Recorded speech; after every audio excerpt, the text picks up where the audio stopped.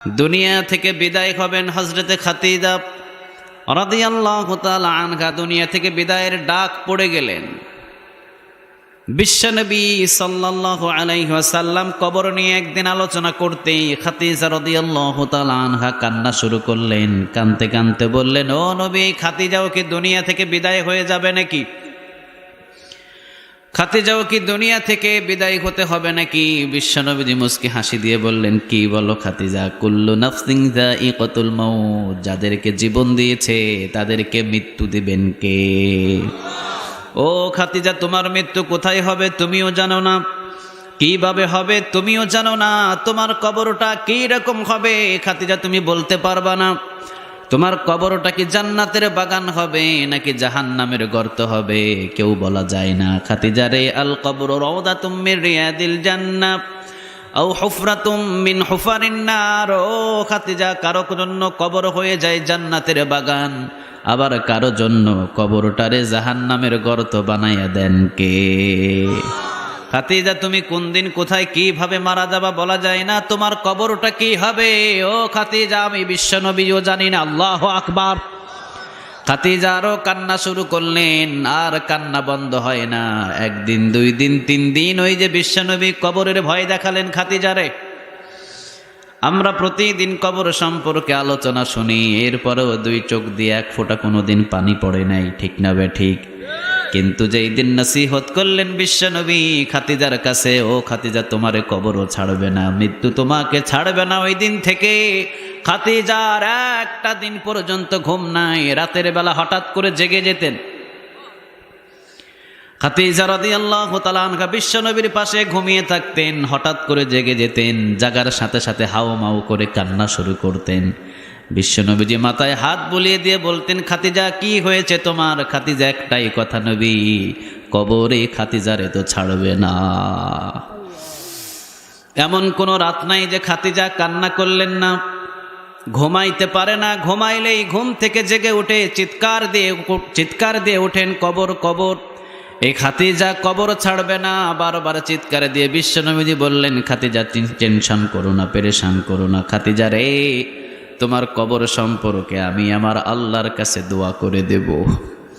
খাদিজা রাদিয়াল্লাহু তাআলা আনহা বললেন, দোয়া করলেই হবে না, আমার তিনটা প্রশ্নের জবাব আপনাকে দিতে হবে এবং তিনটা ওয়াদা আমার কাছে করতে হবে। সুবহানাল্লাহ বলেন। এই তিনটা জিনিস আমি আপনার কাছে চাই, যদি আপনি দেন খাদিজা টেনশন মুক্ত, আর যদি না দেন তাহলে খাদিজার কান্না জীবনে বন্ধ হবে না। বিশ্বনবীজি বললেন, খাদিজা জীবনে কোনোদিন আমার কাছে কোনো জিনিস চাও নাই, মুখ ফুটে কোনোদিন আমার কাছে একটা শাড়িও চাও নাই, কোনো জিনিস খাবারও চাও নাই, কারণ তুমি তো জানোই মুহাম্মাদের সংসারটা হলো অভাবে সংসার।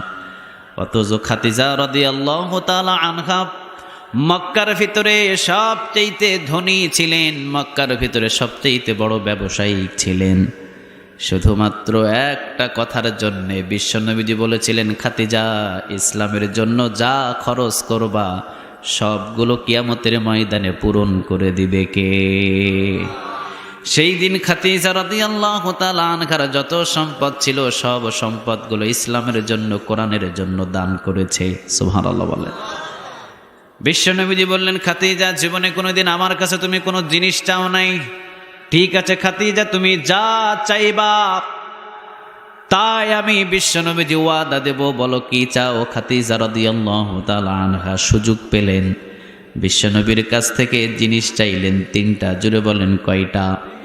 আরো জোরে বলেন কয়টা? বিশ্বনবী নিজেও খাদিজার কান্না বন্ধ করতে পারলেন না, কিন্তু খাদিজা বললেন, যদি তিনটা ওয়াদা দেন, তিনটা জিনিস যদি আপনি আমারে দেন, আমার এই কান্না বন্ধ হবে। খাদিজা রাদিয়াল্লাহু তাআলা আনহারে বিশ্বনবী সব বিবির চাইতে বেশি ভালোবাসতেন। সুবহানাল্লাহ বলবেন না? একদিন দোয়া করছেন বিশ্বনবীজি, তাহাজ্জুদ নামাজ পড়ে দুই হাত তুলে, রব্বে কারীম, ও আল্লাহ, আমি যদি মুহাম্মদ কিয়ামতের ময়দানে সবাইকে ভুলে যায়, আমি বিশ্বনবী যদি যেই কিয়ামতের ময়দানে ছেলে তার বাবারে চিনবে না, বাবা তার ছেলেরে চিনবে না, মা তার মেয়েকে চিনবে না, মেয়ে তার মাকে চিনবে না, ও আল্লাহ কিয়ামতের ময়দানে যদি এই মুহাম্মদ সবাইরে ভুলে যায়, কি মুসিবত হবে কিয়ামতের ময়দানে। সবাইরে যদি ওই মোহাম্মদ ভুলে যায়, আমি যেন আমার খাদিজারে না ভুলে যাই। সুবহানাল্লাহ বলবেন না? আয়েশা রাদিয়াল্লাহু তাআলা আনহা পাশেই ছিলেন, দোয়াটুকু শুনলেন, নিজেও হাত তুলেছিলেন, হাতটা নামিয়ে নিলেন। আয়েশা রাদিয়াল্লাহু তাআলা আনহা প্রশ্ন করলেন, ও নবী, আপনি 25 বছর বয়সে 40 বছরের মেয়েকে বিবাহ করেছিলেন, ওর চাইতে সুন্দর কি বিবি আপনি পান নাই? বিশ্বনবী বললেন, আয়েশা, জীবনে কোনোদিন আমার খাদিজা সম্পর্কে বাজে কোনো কথা বলবা না। সুবহানাল্লাহ বলে।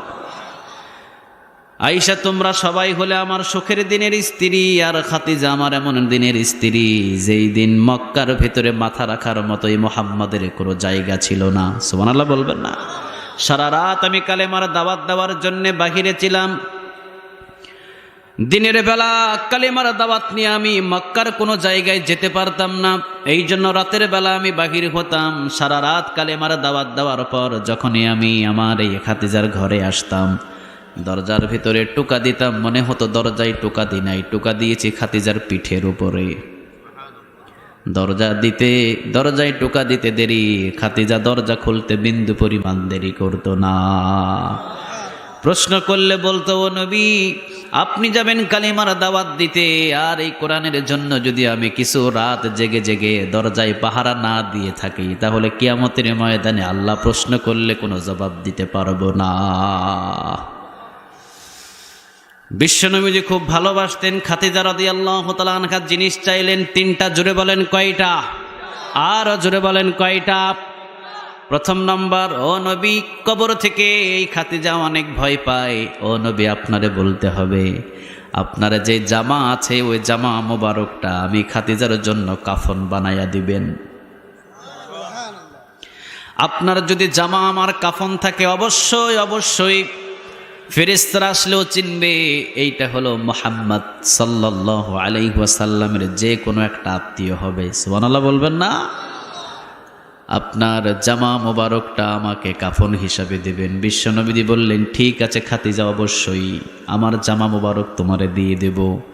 খাদিজা রাদিয়াল্লাহু তাআলা আনহা দ্বিতীয় নম্বর চাহিদাটা চাইলেন, ও নবী, কবরের ভিতরে নামানোর আগে এই খাদিজাকে হয়তো পৃথিবীর কেউ চিনবে না, কোনো ফেরেশতা চিনবে না, ও নবী, আমার কবরে আমাকে নামানোর আগে সর্বপ্রথম আপনি আগে নামবেন। আপনার পায়ের ধুলি যেই কবরে পড়বে, ফেরেশতা এসে চিন্তা করবে নিশ্চয় মুহাম্মাদের পায়ের ধুলি এখানে পড়েছে। আপনি আগে নামবেন, আপনার পিঠ মোবারক আগে আমার কবরে লাগাবেন, এরপরে আমাকে শোয়াবেন। বিশ্বনবী বললেন, ঠিক আছে খাদিজা, এইটাও কোনো টেনশন করো না, আমি করে দেব। তৃতীয় নম্বর, খাদিজা রাদিয়াল্লাহু তাআলা আনহা চাইলেন, ও নবী, তৃতীয় নম্বর চাহিদাটা হলো আমার কবরের ভিতরে যেই প্রশ্নগুলো হবে, মার রাব্বুক ওয়া মা দীনুক মান হাযা রাজুলুল্লাযী বুইসা ফিকুম, ও নবী, এই তিনটা যেই প্রশ্ন হবে, তোমার রবকে, তোমার দিন কি, এবং তোমার রাসূলকে কার আদর্শ মতো চলেছো, যখন প্রশ্ন করা হবে, এই খাদিজার ইলম নাই, কালাম নাই, কোনো কিছু নাই, নবী গো, তিনটা প্রশ্নের জবাব আপনি দিয়ে দিবেন। সুবহানাল্লাহ বললেন না? আপনি দিয়ে দিবেন এই তিনটা প্রশ্নের জবাব। বিশ্বনবী বললেন, ঠিক আছে খাদিজা, 3 নম্বরের ওয়াদাও তোমারে দিয়ে দিলাম। সুবহানাল্লাহ। ও খাদিজা, 3 নম্বরের ওয়াদাও আমি দিয়ে দিলাম। খাদিজা রাদিয়াল্লাহু তাআলা আনহারে উঠাইয়া নিলেন কে? আর জোরে বলেন কে? চলে গেলেন দুনিয়া থেকে বিদায় হয়ে। খাদিজা রাদিয়াল্লাহু তাআলা আনহা দুনিয়া থেকে বিদায় হলেন। বিশ্বনবীর জামা মোবারক তিনি খুলে দিলেন, কাফনের কাফন দিয়ে দিলেন। মাটিতে নামানোর আগে, কবরের ভেতরে নামানোর আগে আগে নামলেন মুহাম্মদ সাল্লাল্লাহু। কত বড় ভাগ্য! সুবহানাল্লাহ বলবেন না? হযরত ওমর রাদিয়াল্লাহু তাআলা আনহু তিনি বলতেন, আমার রাসূলকে যদি বিশ্বনবীর কোনো উম্মত একবার স্বপ্নে দেখে, আমার আল্লাহ তার জন্য জান্নাত ওয়াজিব করে দেবে। কয়বার দেখতে পেয়েছেন আমার রাসূলকে স্বপ্নের ভিতরে? কিন্তু ওমর রাদিয়াল্লাহু তাআলা আনহু বলতেন, এমন কোন রাত ছিল না আমার রাসূলের সাথে ওমরের দেখা হতো না। হযরত আলী রাদিয়াল্লাহু তাআলা আনহু তিনিও বলতেন, এমন কোন রাত নাই যে বিশ্বনবীর সাথে রাতের বেলা আমার দেখা হতো না। সুবহানাল্লাহ। রাতের বেলা যদি আকিস বিড়ি গন্ডেল বিড়ি টাইনা টাইনা যদি ঘুমান, শয়তানের সাথে দেখা হবে, রাসূলের সাথে জীবনে কোনোদিন দেখা হবে না। ঠিক না বে ঠিক? জীবনে কোনোদিন রাসূলের দেখা পাবেন না। প্রতিদিন দোয়া করবেন, ওযু করবেন, ঘুমাবেন, আর মনের আশাটা পূরণ করার জন্য দোয়া করবেন, প্রেমে পড়বেন। অবশ্যই দেখবেন মৃত্যুর আগে হয়তো একদিন দেখাও দিয়ে দিতে পারে। ঠিক না বে ঠিক? হযরত আলী রাদিয়াল্লাহু তাআলা আনহু তিনি একদিন রাতের বেলা ঘুমালেন, ঘুম থেকে উঠলেন, বিশ্বনবীর সাথে স্বপ্নে জগতে দেখা হয়েছিল হযরত আলী রাদিয়াল্লাহু তাআলা আনহুর। হযরত আলী রাদিয়াল্লাহু তাআলা আনহুর সাথে স্বপ্নে জগতে দেখা হলেন বিশ্বনবী মুহাম্মদ সাল্লাল্লাহু। বিশ্বনবীর দেখা হলেন, বিশ্বনবী আলী রাদিয়াল্লাহু তাআলা আনহুর একটা খেজুর হাদিয়া দিলেন। জোরে বলেন কয়টা? আর জোরে বলেন কয়টা? হযরত আলী রাদিয়াল্লাহু তাআলা আনহুর কানের ভিতরে যখন ফজরের আজান ভেসে আসলো, আলী রাদিয়াল্লাহু তাআলা আনহু ঘুম থেকে উঠলেন, উঠে দেখেন স্বপ্নে জগতে আমার রাসূল যে একটা খেজুর হাদিয়া দিয়েছিলেন ওইটার আঠি এখনো হযরত আলী রাদিয়াল্লাহু তাআলা আনহুর মুখের ভিতরে বিদ্যমান। আঠিটা ফেলে দিলেন হযরত আলী, ওযু করলেন, মসজিদে নববীর দিকে চলে গেলেন। হযরত ওমর রাদিয়াল্লাহু তাআলা আনহুর ইমামতিতে নামাজ শুরু হলো। ওমর রাদিয়াল্লাহু তাআলা আনহু তিনি নামাজ শেষ করলেন। একজন মহিলা বললেন, ওমর, আমার নতুন গাছের খেজুর এসেছে, মসজিদে হাদিয়া দিলাম। এই হাদিয়াটুকু মসজিদের সব সাহাবীদেরকে বেটে দেন, তাবারক দিলাম, তাড়াতাড়ি বেটে দেন, বন্টন করে দেন। হযরত ওমর রাদিয়াল্লাহু তাআলা আনহু সবাইরে খেজুর দিলেন, আলীরেও দিলেন একটা। জোরে বলেন কয়টা? আর জোরে বলেন কয়টা? হযরত আলী রাদিয়াল্লাহু তাআলা আনহু তিনি বললেন, ও ওমর, ওই যে দেখেন ঝুড়ির ভিতরে তো অনেক খেজুর এখনো পর্যন্ত আছে, আলীরে কি আরো দুইটা খেজুর দেওয়া যায় না? ওমর রাদিয়াল্লাহু তাআলা আনহু বললেন, আমার রাসূল তো রাতের বেলা তোমাকে একটা খেজুর দিয়েছে, এই জন্য আমি ওমরও তোমার একটাই দিলাম। এই জন্য ওমর বলতেন, এমন কোন রাত নাই রাসূলের সাথে আমার সাক্ষাৎ হতো না। সুবহানাল্লাহ। এই জন্য সারাদিন যেইটারে টেনশন করবেন, সারাদিন যেই ভালোবাসার গান গাইবেন, রাতের বেলা দেখবেন স্বপ্ন জগতে ওইটাই আপনার মস্তকে আসবে। ঠিক না বে ঠিক? এই জন্য বিশ্বনবীজি সাল্লাল্লাহু আলাইহি ওয়াসাল্লাম সর্বপ্রথমই কবরে নামলেন। কবরে নামার পর বিশ্বনবী সাল্লাল্লাহু আলাইহি ওয়াসাল্লাম নামার সাথে পিঠ মোবারক লাগালেন। খাদিজা রাদিয়াল্লাহু তাআলা আনহাকে কবরের ভিতরে শুইয়ে দিলেন। কবরের ভিতরে শুইয়ে দেওয়ার পর বিশ্বনবী উপরে উঠলেন, উপরে মাটি চাপা দিয়ে দিলেন। সব সাহাবীদেরকে বললেন, সাহাবীরা চলে যাও। সব সাহাবীরা চলে গেলেন দূর দূরান্তে, সন্ধ্যা পর্যন্ত দাঁড়িয়ে আছে। প্রায় সারাদিন শেষ, সন্ধ্যা পর্যন্ত এখনো পর্যন্ত সাহাবীরা বারবার আসে, ও নবী চলেন, বাড়ির দিকে চলেন। বিশ্বনবীজি বলেন, না, আমার খাদিজার সাথে তো আমার ওয়াদা দেওয়া আছে। সহি হাদিসের বর্ণনা, আমাদের মতো নগণ্য গোলামদেরকে যখন কবরের ভিতরে শোয়াবে, 40 কদম দিতে যতটুকু দেরি, ততটুকু দেরির ভিতরে দুইজন ফেরেশতারে আমাদের কবরের ভিতরে পাঠায়া দিবেন কে? আর জোরে বলেন কে? মুনকার নাকির নামে দুইজন ফেরেশতা আসবে প্রশ্ন করার জন্য, মার রব্বুক ওয়া মা দীনুক মান হাযা রাজুলুল্লাযী বুইসা ফিকুম। কিন্তু বিশ্বনবীজি বললেন, আমার খাদিজাকে দাফন করেছি, ঘন্টার পর ঘন্টা চলে গেল, এখনো কেন মুনকার নাকির আসে না? সুবহানাল্লাহ বলবেন না? এখনো কেন আমার খাদিজার অন্ধকার কবরের ভিতরে মুনকার নাকির আসে না? ঘন্টার পর ঘন্টা হলো, প্রায় সন্ধ্যা হয়েছে। সাহাবীরা বললেন, ও নবী চলেন। বিশ্বনবী বললেন, না, আমি যেতে পারবো না। আমি আমার খাদিজাকে তো ওয়াদা দিয়েছি, ওয়াদা ভঙ্গ করে আমি যেতে পারবো না। কখন আসবে ফেরেশতাগুলো? কখন আমার খাদিজাকে প্রশ্ন করবে? আর প্রশ্নের উত্তরগুলো আমি বিশ্বনবী কখন দিয়ে দেব? জিবরিল আলাইহিস সালাম ঝপ করে পড়লেন, বিশ্বনবীর সামনে পড়লেন। জিবরিল আলাইহিস সালাম বললেন, ও নবী, আপনি এতক্ষণ পর্যন্ত এখানে দাঁড়িয়ে আছেন কেন?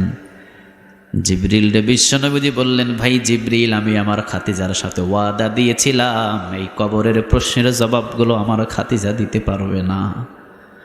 আমার খাতিজা কবর থেকে খুব ভয় পেতেন, অন্ধকার কবর থেকে 24টা ঘন্টা আমার খাতিজা কান্না করতেন, এই জন্য আমার কাছে ওয়াদা নিয়েছিল ওই কবরের প্রশ্ন প্রত্যেকটা যেন আমি বিশ্বনবী দিয়ে দিই। জিবরিল বললেন, ও নবী, আপনাকে দিতে হবে না, কারণ এই খাতিজাকে পৃথিবীর কেউ যদিও ভালো না বাসতে পারে, আপনি যতটা বেশি ভালোবাসেন আপনারা চাইতে আরেকজন আরো একটু বেশি ভালোবাসে, বলেন তো তিনি কে? কারণ এই খাতিজা কোরআনের জন্য নিজের সব সম্পদগুলো বিলীন করে দিয়েছে। এই খাতিজা কোরআনের জন্য যত সময় ব্যয় করেছে অন্য কোনো নারীরা এখনো পর্যন্ত পারে নাই। আপনি কোরআনের দাওয়াত দিতে বাহিরে যেতেন, সারা রাত এই খাতিজা দরজার পাশে দাঁড়িয়ে থাকতো।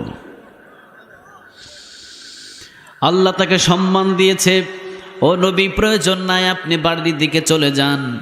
খাতিজার কবরের ভিতরে ফেরেশতা কখনো আসবে না, কারণ খাতিজার প্রত্যেকটা প্রশ্নের জবাব দিয়ে দিয়েছে আরশে আজিমে বসে, বলেন তো তিনি কে? এই জন্যে ইন্নাহু লাকুরআনুন কারীম, সম্মানিত কিতাবের সাথে যদি সম্পর্ক করেন, বলেন তো দেখি আপনার সম্মানগুলো বাড়িয়ে দিবে কে? আর জোরে বলতে হবে কে? হযরত সাআদ সালামী রাদিয়াল্লাহু তাআলা আনহু এই কোরআনটারে বেশি সম্মান করতেন, কোরআনের প্রেমের ভিতরে পড়লেন। বলেন তো দেখি সাআদ সালামী রাদিয়াল্লাহু তাআলা আনহুর সম্মানটারে বাড়াইয়া দিয়েছিলেন কে? এই জন্য কোরআন শোনার জন্য যারা আমরা এই ময়দানে বসেছি, আমাদের সম্মান এখন বেশি না কম? আর জোরে বলতে হবে, বেশি না কম?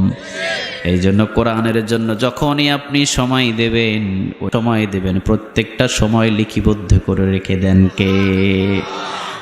একটা হরফ পড়বেন 10টা নেকি, জোরে বলেন কয়টা? 2টা হরফ পড়বেন 20টা নেকি জমা করে দিবে কে? এই জায়গার ভিতরে যদি আমি একটা আয়াত তেলাওয়াত করি, আপনারা হয়তোবা জানেন না তেলাওয়াত, শুধুমাত্র কান খাড়া করে তেলাওয়াতটা শুনলেন। আয়েশা রাদিয়াল্লাহু তাআলা আনহা বললেন, একটা আয়াত তেলাওয়াত করলে যে তেলাওয়াত করলো যতগুলো নেক পেয়েছে, যে কানটাকে খড়গোশের মতন খাড়া করে তেলাওয়াতটা শুনেছে, তার আমল নামায় ওই পরিমাণ নেক জমা করে দিয়েছেন কে? পৃথিবীর ভিতরে কি এমন কোনো কিতাব আছে? কথা কন না কেন? আছে? একটা আয়াত তেলাওয়াত করবেন, একটা ওয়ার্ড তেলাওয়াত করবেন, পড়বেন, 10টা নেক পাবেন, আছে নাকি? কথা বলেন, আছে? আছে নাই? কিন্তু 30 পারা কোরআন থেকে যে কোনো স্থান থেকে আপনি তেলাওয়াত করবেন, সাথে সাথে প্রতি হরফে 10টা করে নেক জমা করে দিবে কে? আরো জোরে বলেন তো দেখি কে? তাহলে কোরআন থেকে আলোচনা শুনবো আপনার। আল্লাহ সুবহানাহু ওয়া তাআলা এই কোরআন থেকে আমাদের প্রত্যেককে আলোচনা শোনার তৌফিক দান করুক, আমরা বলে আমিন। কতক্ষণ আপনারা বসে থাকতে পারবেন? উঠাউঠি করবেন? কথা বলেন, উঠাউঠি করবেন? আমরা অল্প কিছু সময় এখানে কোরআন নিয়ে বিশ্লেষণ করে এরপর এখান থেকে বিদায় নিব ইনশাআল্লাহ। আচ্ছা বলেন, এই কোরআনের ভিতরে সূরা আছে কয়টা? আরো জোরে বলেন, কয়টা? বিশ্বনবী একজন গরিব একটা সাহাবীরে প্রশ্ন করলেন, বলো তো দেখি মক্কার ভিতরে মদিনার ভিতরে সবচাইতে ধনী সাহাবী কে? সাহাবী বললেন, ও নবী, আমি তো জানি না মক্কার ভিতরে এবং মদিনার ভিতরে সবচাইতে ধনী সাহাবীটাকে। এবার বিশ্বনবী ওই সাহাবীরে বললেন, তোমার পরিস্থিতি কি রকম? সাহাবী বললেন, ও নবী, আমার ঘরও নাই, আমার বাড়িও নাই, আমার ঘরও নাই, আমার বাড়িও নাই, কোনো কিছু নাই, আমি মক্কার ভিতরে সবচাইতে দুঃখী মানুষ। এইবার রাসূল প্রশ্ন করলেন, সূরাতুল ফাতিহা জানো নাকি? সাহাবী বললেন, হ্যাঁ, সূরাতুল ফাতিহা আমি জানি। বিশ্বনবী বললেন, সূরা ইখলাস জানো নাকি? সাহাবী বললেন, হ্যাঁ, সূরা ইখলাস জানি।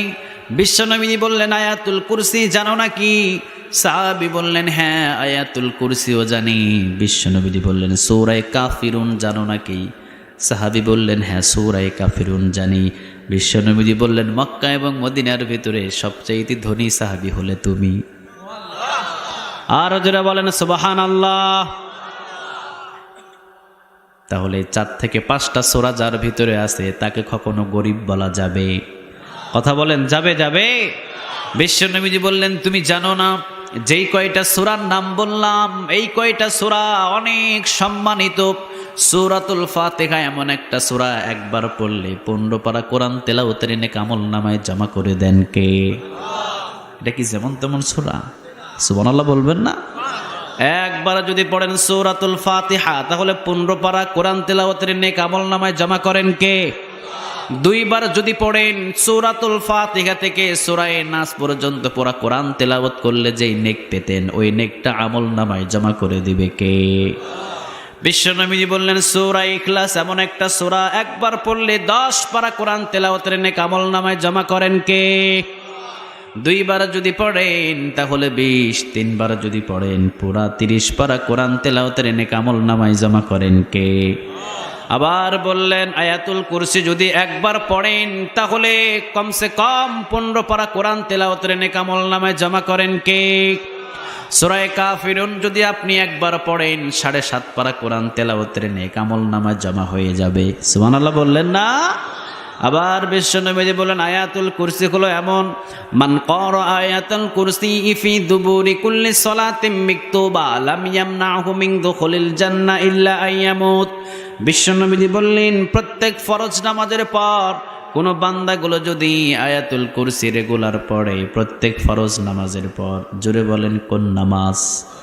আর জোরে বলেন কোন নামাজ?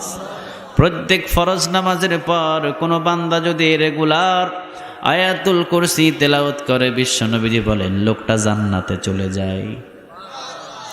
সাহাবীরা বললেন ও নবী এখনো তো জান্নাতে যাইতে পারলাম না। বিশ্বনবী বললেন মৃত্যুটা জান্নাতে যাওয়ার জন্য বাধা হয়ে আছে, মৃত্যুবরণ করলে জান্নাতে ঢুকাইয়া দিবে কে? এই জন্যই প্রত্যেকটা সূরা হলো দামি। আল্লাহ যেন আমাদের সবাইকে এই সূরাগুলো শেখার তৌফিক দান করে, আমরা বলি আমিন। আর জোরে বলি আমিন। আজকে আমরা কথা শুনবো 95 নাম্বার সূরা থেকে। কত নাম্বার? ক্রমিক নাম্বার কত? সবাই বলেন। হ্যাঁ, 95 নাম্বার সূরা থেকে আমরা কথা শুনবো। তাহলে এই কোরআনের সূরা আছে কয়টা? 114টা। 95 নাম্বার সূরা সূরা আত-তিন। সূরার নাম কি বলেন? সূরা আত-তিন। আল্লাহ প্রথমেই এই 4টা কসম সূরার ভিতরে খেলেন। সর্বপ্রথমই ওয়াত-তিন বলে আল্লাহ বললেন 3 ফলের কসম। কি ফলের কসম বলেন? ওয়াজ-জাইতুন, জাইতুন ফলের কসম। কসম হইল কয়টা? আল্লাহ বললেন ওয়াত-তিন, 3 ফলের কসম। ওয়াজ-জাইতুন, জাইতুন ফলের কসম। ওয়াতুর সিনিন, তুর পর্বতের কসম। যেই তুর পর্বতে মূসা আলাইহিস সালামের সাথে কথা বলতেন কে? আর জুড়ে বলেন তো দেখি কে? তুর পর্বতে মূসা আলাইহিস সালামের সাথে 80 থেকে 82 হাজার ভাষা দিয়ে কথা বললেন আল্লাহ। সুবহানাল্লাহ বলেন। 80 থেকে 82টা ভাষা, 80 থেকে 82 হাজার ভাষা পয়গম্বর মূসা আলাইহিস সালামের সাথে কথা বললেন। পয়গম্বর মূসা আলাইহিস সালাম বলেন আল্লাহ কি বললেন কিছুই বুঝি নাই। আল্লাহ বললেন পয়গম্বর মূসা 82 হাজার ভাষা দিয়ে তোমার সাথে আমি কথা বললাম, কারণ এই 82 হাজার ভাষার ভিতরে তোমার মাতৃভাষা নাই। আসো এইবার তোমার মাতৃভাষায় আমি আল্লাহ রাব্বুল আলামিন তোমার সাথে কথা বলবো। এইবার পয়গম্বর মূসা আলাইহিস সালামের মাতৃভাষা দিয়ে কথা বলা শুরু করলেন কে? আর জোরে বলেন তো দেখি কে? আল্লাহ রাব্বুল আলামিন সব ভাষার শিক্ষক, ঠিক না বে ঠিক? পয়গম্বর মূসা আলাইহিস সালামের সাথে এইবার যখন কথা বলা শুরু করলেন প্রায় 2.5 থেকে 3 ঘন্টা পর্যন্ত কোনো কথা নাই। 2.5 থেকে 3 ঘন্টা পর্যন্ত শুধুমাত্র আখিরি জামানার পয়গম্বরের উম্মতের প্রশংসা করেছে। পয়গম্বর মূসা আলাইহিস সালাম বলেন আমার উম্মতের কথা একবারও বললেন না। যুগে যুগে যত নবী এবং যত রাসূল এসেছে কারো উম্মতের কথা আপনি বললেন না। আপনি শুধু বললেন আখিরি জামানার উম্মতের কথা, আখিরি নবীর কথা। যে যাকে বেশি ভালোবাসে তার প্রশংসা তার তত বেশি করে, ঠিক না বে ঠিক? পয়গম্বর মূসা আলাইহিস সালাম বলেন এটা আবার কোন আখিরি জামানার উম্মত রব্বে কারীম, আপনি একটু আমাদেরকে আমারে একটু দেখায়া দেন। আল্লাহ সেই দিন একটু আওয়াজ আমাদের শুনিয়ে দিয়েছিলেন পয়গম্বর মূসা আলাইহিস সালাম রে। আল্লাহর রূহ জগতের ভিতরে আমাদের সবাই রে প্রশ্ন করেছিলেন আখিরি জামানার উম্মতরা সবাই কেমন আছো? সুবহানাল্লাহ বলেন। আমরা সেই দিন উত্তর দিয়েছিলাম অন্য কোনো ভাষা দিয়ে নয়, একটা ভাষা দিয়ে উত্তর দিয়েছিলাম, সবাই একযোগে পড়েছিলাম আলহামদুলিল্লাহ। সুবহানাল্লাহ বলবেন না? পয়গম্বর মূসা আলাইহিস সালাম এই তুর পর্বতে আল্লাহ রাব্বুল আলামিনের কাছে 8 বার দোয়া করলেন। জোরে বলেন কয়বার? 8 বার পয়গম্বর মূসা আলাইহিস সালাম আল্লাহর কাছে দোয়া করলেন, আল্লাহ এই আখিরি উম্মতগুলোরে পয়গম্বর মূসা আলাইহিস সালাম রে দিয়া দেন। তাদেরকে প্রশ্ন করেছেন কেমন আছো, তারা যেই উত্তর দিয়েছে আমি পয়গম্বর মূসা আলাইহিস সালাম পাগল হয়ে গেছি। ও আল্লাহ তাদেরকে দিয়ে দেন। আল্লাহ বললেন হবে না। সুবহানাল্লাহ বলবেন না? এইটা হলো অনেক দামি উম্মত, দামি উম্মতকে দামি নবীর জন্য রেখে দিয়েছি, তোমাকে দেওয়া যাবে না। 8 বার দোয়া করলেন পয়গম্বর মূসা আলাইহিস সালাম। 8 বার দোয়া করার পর 9 বার যেই দোয়াটা করলেন, ও আল্লাহ আপনি যখন এই আখিরি উম্মতকে আমি মূসা আলাইহিস সালাম রে দিবেন না, তাহলে আমি মূসা আলাইহিস সালাম রে আখিরি উম্মতের সাথে শামিল করে নেন। মানে পয়গম্বর মূসা আলাইহিস সালাম রেও আখিরি উম্মত বানায়া দেন। সুবহানাল্লাহ বলেন। আল্লাহ বললেন মঞ্জুর হবে না। তুর পর্বতের কসম খাইলেন আল্লাহ রাব্বুল আলামিন। যেই তুর পর্বতে মূসা আলাইহিস সালামের সাথে কথা বলতেন কে? ওয়াহাযাল বালাদিল আমিন। 4th নম্বরে যেই কসম খাইলেন ওই কসমটা হলো নিরাপদ মক্কা নগরীর কসম। সুবহানাল্লাহ বলেন। নিরাপদ মক্কা নগরীর কসম খাইলেন। এই কসম হলো 4টা। জোরে বলেন কয়টা? প্রথম নম্বর ওয়াত্তিন ওয়াজ-যাইতুন ওয়া তুর সিনিন ওয়া হাযাল বালাদিল আমিন। 4টা কসম খাওয়ার পর আল্লাহ রাব্বুল আলামিন এইবার বললেন লাকাদ খালাকনাল ইনসানা ফি আহসানি তাকওয়িম। সুবহানাল্লাহ। আল্লাহ 4টা কসম খাওয়ার পর দামি কথা এবার সব মানুষদেরকে জানিয়ে দিলেন।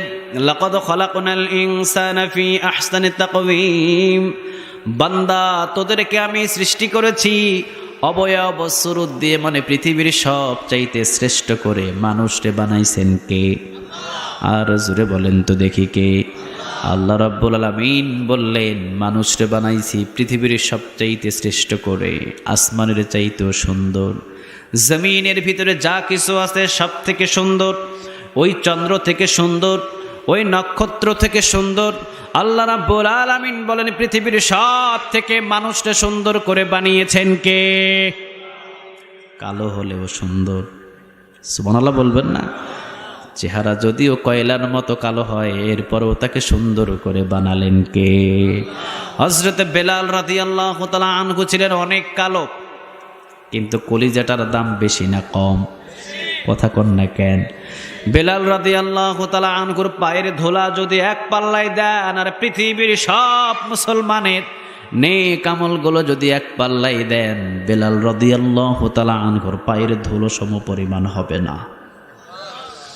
যদিও চেহারা কালো, কিন্তু কলিজাটা অনেক সাদা। ঠিক না বে ঠিক? এই জন্য আল্লাহ নিজেই বলতেন আমার নবীরে, ও নবী আপনি সবাইরে জানিয়ে দেন ইন্নাল্লাহা লা ইয়ানজুরু ইলা সুওয়ারিকুম ওয়া আমালিকুম ওয়ালাকিন ইয়ানজুরু ইলা কুলুবিকুম ওয়া আমালিকুম। পৃথিবীর কোনো মানুষের চেহারা দেখে দেখে আমি জান্নাতটা বন্টন করব না, কলিজাটা দেখব, কলিজা। সুবহানাল্লাহ বলবেন না? বেলালের চেহারাটা যদিও কালো, কিন্তু কলিজার ভিতরে ভালোবাসা ছিল কার? আর জোরে বলেন তো দেখি কার? বেলাল রাদিয়াল্লাহু তাআলা আনহুরে ভালোবাসতেন কে? আর জোরে বলেন কে? বেলাল রাদিয়াল্লাহু তাআলা আনহুর চাইতে দেখতে অনেক সুন্দর ছিলেন আবু লাহাব। দেখে সুন্দর হলে কি হবে? আবু লাহাবের জাহান্নামের খবর পাঠায়া দিলেন কে? বিপক্ষে সূরা নাজিল করে দিলেন কে? এই জন্য আল্লাহ বললেন বান্দা পৃথিবীর সব থেকে আমি মানুষকে সৃষ্টি করেছি, তবে কালো হলেও সুন্দর। তবে আল্লাহ বলেন সুন্দর হতে হবে চেহারা নয়, সুন্দর হতে হবে আরবিতে যার নাম বলা হয় কলব। ঠিক না বে ঠিক? এইটা যদি সুন্দর হয় আপনি দামি হয়ে যাবেন, আর এইটা যদি কালো হয় আপনারে নিম্নগামী করে দিবে কে? বেলাল রাদিয়াল্লাহু তাআলা আনহুর চেহারা সুন্দর না, কিন্তু এইটা সাদা। ঠিক না বে ঠিক? এতটাই সাদা। বেলাল রাদিয়াল্লাহু তাআলা আনহু দুনিয়াতে ছিলেন বিশ্বনবীজি মেরাজের রাতে যখন জান্নাতে ঘোরাঘুরি করছেন, বিশ্বনবীজি বলেন একটা খড়মের আওয়াজ জান্নাতের ভিতরে। আমি বিশ্বনবী ডান দিকে তাকালাম, বাম দিকে তাকালাম, পিছনে তাকালাম, সামনে তাকালাম, বেলাল রাদিয়াল্লাহু তাআলা আনহুর খড়মের আওয়াজ আমি খেয়াল করে দেখলাম জান্নাতের ভিতরে পেয়েছি। বেলালকে প্রশ্ন করলেন, বেলাল তোমার খড়মের আওয়াজ আমি জান্নাতে পেয়েছি, সুবহানাল্লাহ। বেলাল রাদিয়াল্লাহু তাআলা আনহু তিনি বললেন, ও নবী জানি না এই সম্মান আমারে কে দিয়েছে, আসলে বেলালের সম্মান দিয়েছেন কে? বেলাল তো ইসলামের জন্য কষ্ট কম করে নাই, অনেক কষ্ট করেছেন বেলাল রাদিয়াল্লাহু তাআলা আনহু। যেমন কষ্ট করেছে আল্লাহ চেহারা দেখেন নাই, আল্লাহ রাব্বুল আলামিন শুধু কল্পটা দেখেছে, দেখে দেখে সম্মানিত করেছেন কে? সবাই বলেন কে? মুআজ্জিন ছিলেন হযরতে বেলাল রাদিয়াল্লাহু তাআলা আনহু, বিশ্বনবীজি ছিলেন ইমাম, ইমামের মুআজ্জিন বেলাল, সুবহানাল্লাহ বলেন। বিশ্বনবীর কাছে কয়েকজন সাহাবী এসে বললেন, ও নবী মুআজ্জিনরা এখন আর আমাদের পছন্দ হয় না, বেলালের মতো মুআজ্জিন এখন আর রাইখেন না, মুআজ্জিনটারে চেঞ্জ করে ফেলেন। বিশ্বনবী দেখলেন প্রায় অধিকাংশ সাহাবী বলে মুআজ্জিনরে চেঞ্জ করার জন্যে। বিশ্বনবী বললেন কি জন্যে? মুআজ্জিনরে চেঞ্জ করব বলতে হবে তোমাদেরকে। তারা বললেন মুআজ্জিনকে চেঞ্জ করবেন কারণ রাষ্ট্রদূত যখন আমাদের দেশের ভিতরে আসে বাহরাইন থেকে, অন্যান্য কান্ট্রিগুলোতে থেকে যখন আসে, বেলাল যখন আজান দেয় সবাই বলে দেখো বেলালের চেহারা, ইসলাম যেইরকম দুর্বল বেলালের চেহারা ওইরকম কুৎসিত, নাউজুবিল্লাহ বলেন। এমন কথা বললে নবী আমাদের লাজ ইজ্জত শরম সব কমে যায়। সুন্দর দেখে, চেহারা সুন্দর দেখে একজন মুআজ্জিন আপনি বানায়া দেন। বিশ্বনবী সাল্লাল্লাহু আলাইহি ওয়াসাল্লাম বেলালকে বলবে না, কিন্তু জোর করে বলালেন সবাই। বিশ্বনবীজি বললেন, বেলাল তুমি কালো বলে তোমার চাকরিটা হবে না, তুমি যখন আজান দাও তখন সবাই নাকি অপমান হয়ে যায়, তোমার আজান ফজর নামাজ থেকে বন্ধ, বেলাল ফজর থেকে আর আজান দিতে হবে না। বেলাল রাদিয়াল্লাহু তাআলা আনহু কষ্ট পেলেন। সবাই মসজিদে নববী থেকে বাড়ি চলে গেলেন। মসজিদে নববীর এক কোনায় বসে বেলাল রাদিয়াল্লাহু তাআলা আনহু দোয়া শুরু করলেন একজনের কাছে, বলেন তো তিনি কে? আর জোরে বলেন তো তিনি কে?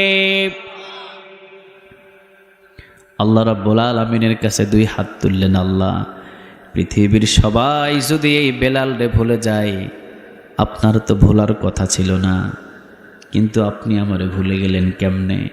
উমাইয়া এত নির্যাতন করেছে আমাকে, কই নির্যাতন করে তো আপনার জিকির আমার জবান থেকে সরাতে পারে নাই, ঠিক না ব্যাঠিক? যেই গরু একটু দুষ্টুমি বেশি করে লাশ পর্যন্ত গরুর নাকটা ছিদ্র করে, ঠিক কিনা? বেলাল রাদিয়াল্লাহু তাআলা আনহুর নাকটা ছিদ্র করলেন। উমাইয়া বললেন, নাক ছিদ্র করে রশি বাঁধলেন, মক্কার আনাচে কানাচে ঘোরালেন, বেলালের জবান থেকে আল্লাহর জিকির সরাতে পারে নাই। বেলাল রাদিয়াল্লাহু তাআলা আনহু পৃথিবীর কারো পাগল ছিল না, বেলাল রাদিয়াল্লাহু তাআলা আনহু পাগল ছিল না। একজন আর বলেন তিনি কে? শুধুমাত্র আল্লাহর পাগল ছিলেন বেলাল রাদিয়াল্লাহু তাআলা আনহু। মসজিদে নববীতে শুয়ে শুয়ে এবং বসে বসে বললেন, আল্লাহ পৃথিবীর সবাই যখন ভুলে গেল, আপনিও আমারে ভুলে গেলেন। কত ইচ্ছা ছিল জীবন্ত ভর রাসূলের পিছনে আজান দিয়ে আমি দুনিয়া থেকে বিদায় হব, কিন্তু মুআজ্জিনের চাকরি যখন চলে গেছে, আল্লাহ যাক আপনিও যখন ভুলে গেলেন, কিন্তু বেলাল জীবনে কোনোদিন আপনারে ভুলবে না। সুবহানাল্লাহ বলবেন না? সবাই যদিও ভুলে যায়, কিন্তু ওরা বেলাল আপনারে কখনো ভুলবে না। আমার একটু উচ্চারণ ছোট্ট ছোট্ট একটু উচ্চারণ ভুল হয়, এই জিহ্বা তো এমনে এমনে ভুল হয় না। উমাইয়া আমার এই জিহ্বার ভিতরে 5টা বাবলা গাছের কাঁটা ঢুকিয়েছিলেন। জুড়ে বলেন কয়টা? জ্বলন্ত কয়লা আমি বেলালের মুখের এই জিহ্বার ভিতরে দিয়েছিলেন, এই জন্যে জিহ্বাটাতে একটু প্যাঁচ লেগে যায়, উচ্চারণ একটু ভুল হয়, একটু অশুদ্ধ হয়, এবং আজান দিতে উঠলে চেহারা না দেখে, চেহারা দেখে নাকি সবার মান ইজ্জত কমে যায়। বেলাল রাদিয়াল্লাহু তাআলা আনহু মসজিদে নববীতে সারা রাত কাটিয়ে দিলেন। সুবহে সাদিক হলো, আজান দিয়ে দিলেন। চেহারা অনেক সুন্দর, অনেক সুন্দর রত চেহারার একজন মুয়াজ্জিনকে নিযুক্ত করে তিনি আজান দিলেন। বিশ্বনবীজি মসজিদে নববীতে আসলেন, সবাই আসলেন, আবু বকর আসলেন, ওমর আসলেন, সবাই আসলেন। কিন্তু আধা ঘন্টা পরে সুবহে সাদিক হওয়ার কথা, 3 ঘন্টা হয়ে যায়, এখনো অন্ধকার। বিশ্বনবীজি বসে আছেন, মুয়াজ্জিন পাশে বসে আছে। বিশ্বনবী পাশের মুয়াজ্জিনকেও দেখে না। আল্লাহু আকবার। বলেন তো দেখে অন্ধকার করেছেন কে? আরো বলেন কে? আল্লাহ রাব্বুল আলামিন বললেন, বেলাল যতক্ষণ পর্যন্ত আজান না হবে কিয়ামত পর্যন্ত অন্ধকার থাকবে। বিশ্বনবী সাল্লাল্লাহু আলাইহি ওয়াসাল্লাম দীর্ঘ সময় অপেক্ষা করার পর জিবরিল আলাইহিস সালাম বিশ্বনবীর সামনে আসলেন, বসলেন। ও নবী, আপনার এই জায়গাতে আজ পর্যন্ত ফজরের আজান কি এখনো হয় নাই? বিশ্বনবীজি বলেন, কেন? ফজরের আজান হয়েছে অনেক সুন্দরভাবে, ফজরের আজান হয়েছে, দেখতেও অনেক সুন্দর মুয়াজ্জিনের চেহারা, এবং যেই মুয়াজ্জিন আজান দিয়েছে অনেক কণ্ঠ সুন্দর, চেহারাও সুন্দর। বিশ্বনবীর কাছে জিবরিল আলাইহিস সালাম বললেন, ও নবী, আল্লাহ রাব্বুল আলামিন এই মাত্র আমাকে পাঠালেন, পৃথিবীর কারো আর ক্ষমতা নাই বেলালকে মুয়াজ্জিন থেকে সরাতে পারে, কারণ এখন কোনো জায়গা থেকে অর্ডার আসে নাই, অর্ডার আসছে একজনের পক্ষ থেকে। বলেন তিনি কে? বেলালকে আজান দিতে বলেন, আজান দিলেই সুবহে সাদিক হয়ে যাবে। আর বেলাল রাদিয়াল্লাহু তাআলা আনহু যদি আজান না দেয় সুবহে সাদিক কিয়ামত পর্যন্ত হবে না। বিশ্বনবীজি বেলালকে ডাক দিয়ে বললেন, বেলাল আজান দাও। সুবহানাল্লাহ বলবেন না? বেলাল আজান দাও। আল্লাহ রাব্বুল আলামিন বলে দিলেন, ও নবী, ওয়াত্তিন ওয়াজ-যাইতুন ওয়া তুরি সিনিন ওয়া হাযাল বালাদিল আমিন লাকাদ খালাকনাল ইনসানা ফি আহসানি তাকওয়িম। ও নবী, বেলালের চেহারা দেখে তো আমি আল্লাহ তারে কবুল করি নাই, দেখছি হলো কলিজা। সুবহানাল্লাহ বলবেন না? শুধু রং সাদা হলেই হয় না, ঠিক না ঠিক? রং সাদা হলেই হয় না। আমেরিকাতে যান, বাহিরের কান্ট্রিগুলোতে যান, মাথা থেকে পা পর্যন্ত, চুল পর্যন্ত সাদা, কিন্তু নাস্তিক, জাহান্নামের আগুনে জ্বালাবে কে? আর জোরে বলেন কে? আর চেহারা যদিও খারাপ, কিন্তু আল্লাহর প্রতি যদি ঈমান থাকে জান্নাতের ভিতরে ঢুকাইয়া দিবে কে? এই জন্য আল্লাহ বললেন, লাকাদ খালাকনাল ইনসানা ফি আহসানি তাকওয়িম, সব চাতে অবয়ব সুরত দিয়ে মানুষদেরকে বানালেন কে? আর জোরে বলেন তো দেখি কে? পৃথিবীর সব কিছুর চাইতে মানুষদেরকে ভালোবাসেন কে? সুবহানাল্লাহ বলবেন না? পৃথিবীর সব কিছুর চাইতে আল্লাহ মানুষকে বেশি ভালোবাসে, গুনাহ করলেও ভালোবাসে। সুবহানাল্লাহ বাড়িতে গিয়ে বলেন, 80 বছর আপনি গুনাহ করেছেন, আল্লাহ বলেন 1 মিনিট আমি তোরে মাফ করে দেব। তাওবা করতে দেরি, মাফ করতে দেরি করবে নাকি? 50 বছর গুনাহ হয়েছে আপনার, আপনি শুধু তাওবা করবেন, তাওবা করতে দেরি হবে, গুনাহগুলোরে মাফ করতে দেরি করবে নাকি? পরের আয়াতে আল্লাহ বললেন, সুম্মা রাদাদনাহু আসফালা সাফিলিন, খুব সুন্দর করে বান্দা আমি তোদেরকে বানিয়েছি, তবে হ্যাঁ, আমি আল্লাহ রাব্বুল আলামিন আবার তোদেরকে দিনের পর দিন দুর্বল করে দিই। বলেন তো, সুন্দর চেহারা দিয়েছে, সুন্দর হাত দিয়েছে, সুন্দর চোখ দিয়েছে, কান দিয়েছে, আবার প্রত্যেকটা অঙ্গগুলোকে দুর্বল বানায়া দেন কে? এই দুর্বল হয় পৃথিবীর কারো হুকুমে নয়, দুর্বল হয় কার হুকুমে?